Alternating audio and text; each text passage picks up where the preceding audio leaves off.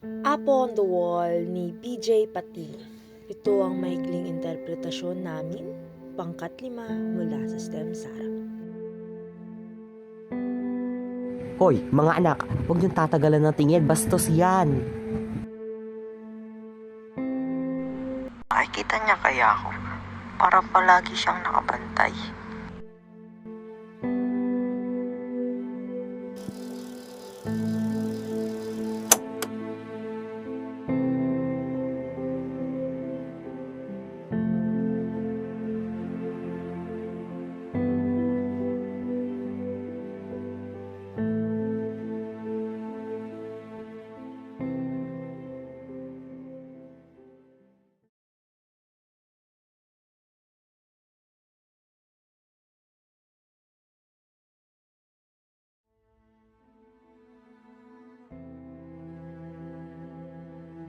Uy, ano yan? Drawing mo na naman?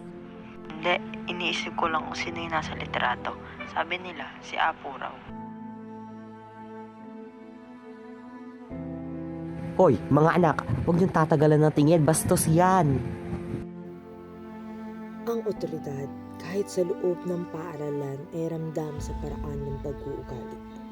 Ang takot na nadarama ng bata, ipinapasa rin ng nakakatanda. Nakikita niya kaya ako? Para palagi siyang nakabantay.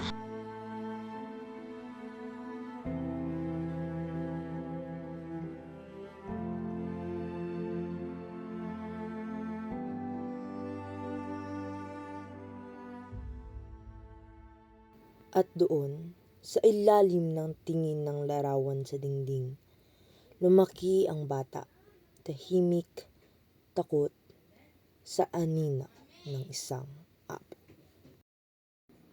Ang Apo on the Wall ay refleksyon ng panahon ng military law sa Pilipinas, kung saan ang imahe ng leader ay simbolo ng kapangyarihan at takot. Sa pananaw ng isang bata, ang simpleng larawan ay magiging mata ng otoridad na walang tigil sa pagbabantay.